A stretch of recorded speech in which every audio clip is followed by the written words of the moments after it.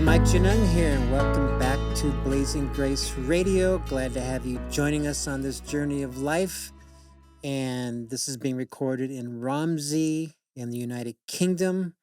I'm here with Elliott Frisby. We talked to him last week. He is the founder and director of Monkeynut. They are a leading creator of audiobooks here in the UK, especially of the Christian side. He is also the host of the Outskirts of Faith podcast, and the man started his career in music when he was a teenager. Welcome back, Elliott. Great to be back. Thank you. So we're going to get into the sexual realm this time, and you've had some experiences with that arena, a couple music videos you made. So let's hear those. Yeah, well, I think the first thing to say is that I think it's very common in the media and the entertainment world. I think it's very, very common. I think it could be, if just people getting changed in the changing rooms, sort of getting naked together and little jokes and comments made, all done in sort of fun and jest, but it kind of can elaborate out from there. And I think I think that a lot of people in the entertainment world, I think some people kind of don't really know how to be, so they kind of like joke around a bit, explore a lot as well. But I mean, a couple of stories that spring to mind was one, I think World Cup football or soccer, I think it was 2006, I want to say. We had a World Cup song out. I don't like the music video, so I'm not going to tell you what it was called. But I was the lead vocalist of this thing. And it was a famous poem put to music. And I was going to meet my now wife, girlfriend at the time, and she was working late on a charity event. It was a 24-hour charity thing. She worked in film and TV at the time, and there was a studio we were going to be shooting the video for just down the road from where she was working. So I was just talking to them, and I'd never done a music video before, and I said, "Oh, I'm going to be passing you guys soon, so I'm going to pick up." And they said, "Oh, you should pop in." I said, "Oh, I can't because it's like 1 a.m, half 1. It'll be late." And they said, "Oh no, we're open. You should come in." Really? They said, yeah, we work all the time. I was like, fair enough. So they buzzed me through it. They said, come through Studio One. Anyway, as I walked through Studio One, there were 3 double beds, girls in like a thong, got thigh-high boots, topless, on the phones, taking calls in. And it's like those basically call-ins, things which you get on like Freeview or wherever you get them. And people would call in. If you're unfamiliar, people would call in and basically have like sexual conversation with like someone. Phone sex. Phone sex, yeah. And they would pay premium rates to have phone sex. And they can watch them. And basically, if you have it if you don't call in, you can see the image on TV, but you can't hear them, and that kind of entices you to call in. Anyway, I was talking to the camera guy, and he goes, "Oh, you can talk because they're on the phone, so that's the only way they can hear." And he said, "Go and make yourself a cup of tea." So I looked at I said, "Well, do the girls want one?" Now, for me, you got to remember, I wasn't thrown by this because I've always worked in the entertainment world at the time. So, my passion being obviously like writing and spoken word and music. So I was used to seeing and getting sort of changed in front of male and female with no problems whatsoever. So I actually knew they were working. I was just like, okay, that doesn't bother me. But the people at home, they were viewing them very, very differently. Very differently. And anyway, so one of the girls took a break. And if you could just imagine this, she's literally standing in front of me, a beautiful lady, a woman. She was wearing like thigh-high boots and a thong. That's all she's wearing, standing right in front of me. And I was just having a chat with her, having a cup of tea, having a chat. And I said to her, and I just wanted to ask, I said, "Look, I hope you don't mind me asking." I said, "I really don't care. I'm not judging you, anything like that." I said, "But you're very intelligent. I'm loving this conversation. And, you hold yourself very well. Do you mind me asking why you do this? Why you do it?" And do you know what her answer was, Mike? She said to me, "I do have a job as well." She says, "But my child went to school, who's in junior school." I'm not sure what junior is for you, sort of like up to the age of 10, that kind of So after kindergarten, that sort of early stage, and another student in that class pulled a knife out on the teacher, Mm, and she said, "This is the only way I can afford to get my son into a better school, to a private school." mm. What do you say to that? What did you say to that? Don't throw it on me, Mike. You're the expert. I mean, come on, man. So, well, in all honesty, I was, you know what? I was 25, 26 maybe. Oh, Um, that's a lot for a 25-year-old. 26. But you got to remember, I left home at 16. Mm, I had a fake ID at 13, going into bars and stuff like that. You know, um, I I had all that out of my system, by then, and so I'd been living on my own for like 10 years at that point, and I was, I think I just said, "Fair enough." At that age, I said, "Fair enough."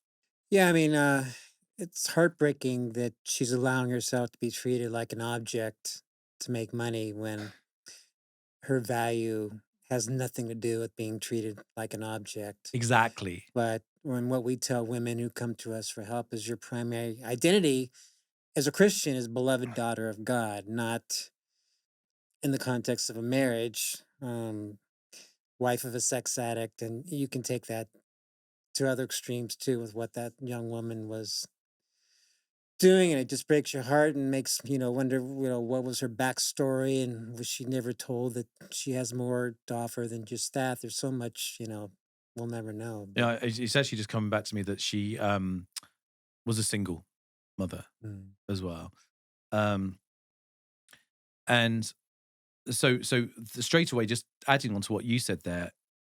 No, obviously didn't know that. mm. Um, so it does pose the question, even though there are fantastic organizations out there available, but how much is being are we making is there a loud enough Christian noise No, about this? well said. Um, the other story is they say it comes in three, but I do not plan to do Mhm. another music video. Um, we had a charity Christmas single which I co-wrote, and it was with and the vocalists and the people on it was like old radio DJs from the UK.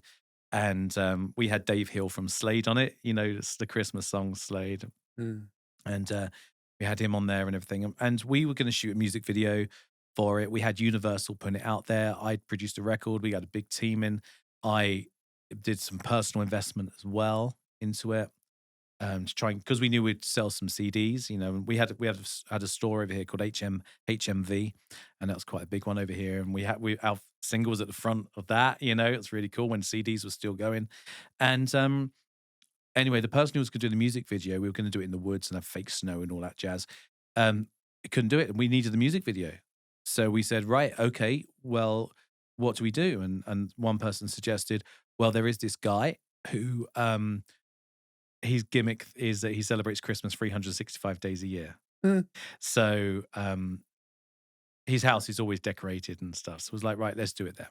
So we went round and I was like, okay, I'm looking at the age range here and I'm thinking we need some younger faces in this. So me being sort of like younger at the time, I said, well, we're us as the musicians who performed on the record as well. I produced it as well. But I was like, let's get us in as a band, look like a band, and we take over the party at the end and rock out in there.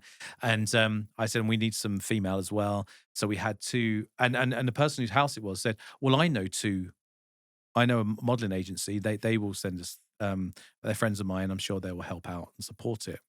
I said, great. So anyway, two girls came along, really lovely, really nice people, and I'm doing very hard not to say names here. And then one of them, they came in and said, "Oh, should we get changed upstairs?"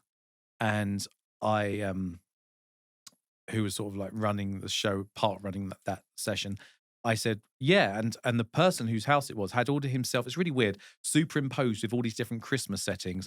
And one card was with these girls, these women in lingerie, sort of dancers, like cabaret kind of things. And I said, I just cracked a joke and I just said, absolutely. And I pointed at the card and I said, your outfits are upstairs, right? I wouldn't have made that joke now. mm. But at the time, it seemed like an icebreaker. And they she leaned in, looked at it, goes, "Oh, I've wore worse." Anyway, she went and got changed, and the day was great. It was no problem. Anyway, so long story short, we put it out on YouTube early as a little this is coming out. And in a very, very short period of time, somebody wrote on and said, "Isn't that," mentions a name, um, "the porn star?" And my heart's dropped. Like, I'd invested a lot. This was a real big thing. Luckily, in hindsight, God has great plans, you know? Mm, But I said, so we said we'd be active. I wrote back, so or someone wrote back and said, "No, it's not, it's such and such." I went, "No, that's blah, blah, blah, who is this location's," because I don't want to put any weight on it. That's why I'm skirting over this location's biggest porn star. So I went online and, I went on the website and the homepage was like anal sex. It was really in hardcore stuff, mhm, very aggressive. And so I rang her and I was actually thinking a little bit selfishly at the time because I was thinking, could break me, you know? I didn't have a lot of money and I'd put everything in and trying to survive. And she goes, "Oh, I didn't think it would matter. I didn't think it would matter just doing it under a different name." mm, And it turns out that after a bit more research, she also went on a very famous TV show here, saying that she had sex with 100, used Facebook to have sex with 100 people. So it was all very raising her profile in that industry. That's what she was doing, probably to make more money. And we think to this day, even though we got no proof, that she was the one under a pseudonym who wrote that comment on YouTube mm. just to raise the profile. So we had to pull it. It was a charity Christmas single, for goodness sake. The plan is to maybe release it again sometime with different voices and everything. But um, I tell you what that did. That potentially stopped a children's hospice receiving a lot of money, Mm. because how can I say we're going to release this and then someone does some research and they relate a children's hospice song with hardcore porn? You would destroy it immediately. Anyway, yeah, so that happened Well, let's fast forward to 2023. 2 years ago. Fall of 2023, I meet you at the Christian Resources Exhibition. Yeah, that's great. I meet you for the first time, tell you what we do with helping people with porn addiction, sex addiction, adultery, all those things. My struggles getting into churches and how there's so many walls building up. And you said, "Leave it with me. I'm going to go do some research." Yeah. What did your research find? Well, I truly believe that we were placed near each other that day. I was drawn to what you were doing and on the corner, and I realized, I was thinking to myself, how many people are going to engage or walk past on the churches? And I, um, well, the first thing I did was I went on social media and I thought, like porn restoration, things like that. And the first thing that dawned to me was that it took me 4 swipes on social media before I got 2 girls kissing. Oh. Four swipes, Mm. you know? Um, And and you then weren't looking for it, no, I obviously. weren't looking for it. I was looking for who does what you do. Oh.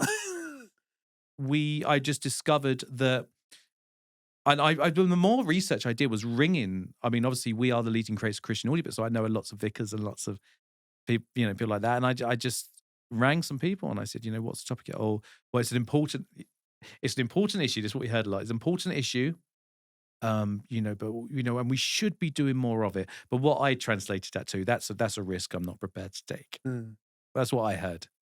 And it occurred to me that in America, they'd be very much more open minded to talk about these things. But, we are a country where we stand in a queue, have a little, we find a queue, we join it. We have at the post office, we have a little moan because it's taken so long because Betty's having the chat with the lady about her cat, and then we're like, "Roar," we get ourselves up, and then as Betty's walking away, we go, "Have a nice day, have a lovely day," and so, how are you going to get in there? And I suddenly realized that we as Brits need to feel safe in the content. And it became quite clear to me that um, the stuff that you were doing, which I thought was fantastic work, needed to be presented in a more modern modern direction, a UK modern direction of church, without going too far forward. So that's why we ended up recording in a church, and then we had that wonderful Deryn presenting the top and tail of what you did, and I thought it was great. I thought it was a good call. Well, from what I remember from your words, you said that point blank, British pastors will not talk about sex. And you said that British people are judgmental. Yes. And then that went into the they need to feel safe part. Yeah, they do need to feel safe. We do need to feel safe, and I think that the UK church is developing, is developing and growing. And I'd like to hope and have trust that they will be more open minded to this topic and invite people like yourself in, invite you in to do this your course, and to talk about it. And that is happening. Mm. That is happening, but you have to remember that we are Brits, and we're very very polite, in many ways. But I think it would take a lot for people to openly admit it, especially within a relationship. So is it pride or fear or both or culture? We just All don't. all of it, all of it. Yeah. I think nobody wants to admit, hey, I'm masturbating 3 or 4 times a day to porn, Mm. you know. But then at the same time, I mean, I spoke to a few people about this, and it's very much women as well as men. You know, I know I spoke to someone who admitted that her and their partner like watching porn when they have sex. You know, and Were these believers? no, Oh. but then what comes with that is that you realize. So I think that all guys at some point or another masturbate. As women, as do women, and I I remember thinking to myself once, actually, you don't need to, because when you are then because if you do, then you let's just say you did, and then you that same day you had an intimate connection with a partner. Mm. The connection won't be as intimate if you've already, say, masturbated earlier on Mhm. and used your imagination instead of the real physical connection. So that's something that I would say to people, Mm. that's came quite clear. But the words like masturbation doesn't pop up in the UK vocabulary, Mm. um, but it should, and I think it's starting to do it more. And I think someone like yourself can really help people open the doors, to it. But I think that there needs to be some protection around the group doing it. So as the director of the Blazing Grace video series, um, in 2 minutes, tell us your impression of the content. The first thing that stood out to me quite clearly, which I admired, and I remember looking at you thinking, I want to be friends with this guy forever, was your honesty. And I think that is the first point that that will lower down a boundary. You were so honest about what you went through, about the prostitutes, and about the masturbation, and how you felt, that straight away people will go, "Oh, okay, I can be there too with you." I loved that. I loved the passion within these courses. I like that it had a path. You started in session one with your story, but within every session, there was these takeaways where people could feel empowered to be able to move on, um, whilst addressing what they're doing. So they don't the way you did it doesn't make people feel guilty, Mm. which I think is beautiful. But actually, look, it's okay to draw a line that Jesus forgives, and it's a case where you can say today, I'm going to stop, and can carry on. And we've been doing it right, which you do. I'm not going to go into that because you do it so much better than I would, but you can move on with grace Mm. and say, I'm drawing a line here. And that's what your course does. It basically says, yes, you're doing it, and you might slip up. You may think I'm going to get over it, but then you slip up, but it's okay. because just follow this series and then you can draw a line. And the road to grace, as it says in the trailer, the road to grace will be a blessing to you. We got about 3 minutes left, and I want to talk about youth for a minute. About Youth. youth, okay. You're a father of 2 children. Yes, I am, yes. These are 2 articles that came out in your backyard just a week ago. All right. First one, Irish Examiner. A growing number of parents are seeking help over their children viewing porn. Calls have tripled in 2024. And from The Sun, the title was, My son, 8 years old, watched violent porn with his addicted school pal at a sleepover. And when my son was 8, right after I gave him the sex talk, he went to a sleepover with Christian boys and they watched sexually explicit content. So what should we be doing with youth? What should we be saying to them at what age about this issue? Does this radio show beep out swear words? I'll just say, get off effing social media. Now. Parents, stand up, stop thinking to yourself, I want my kids to have what I didn't have. And be bold enough that when the other people at schools have got social media and they've got your WhatsApps and their Instagrams and everything like that, you be the one who stands tall. You be the one who stands strong and says, darling, I love you. And, we can go out for ice cream. We can go out to a theme park. We can go out and do all of that thing with the money we've spent on the phone. But you just got to trust me. There will be a time for social media, but that time is not now. And I'm your parent. I am the one who will look after you. I'm the one who loves you. I just ask you to put your trust in me right now as I make this call. 40 seconds. What should our youth groups be saying regarding this in church? I think that they should be addressing it, and I think they should say, explain about the body, and explain that they are loved, and they don't need to get satisfaction from any other physical, sexual viewing. They don't need to, because they are constantly loved, and I think that they need to be talking about it regularly. And little questions like, has anyone been seeing this recently? Have they been spoken about it? And let's be honest, don't be afraid. Let's talk about it, and just know that the Bible said ... Thank you, Elliott. And I'll just say publicly, you were fantastic at helping direct everything and the flow of the video series, first class, professional. So I recommend you to anyone else. And thank you, my friends, and we'll see you next time.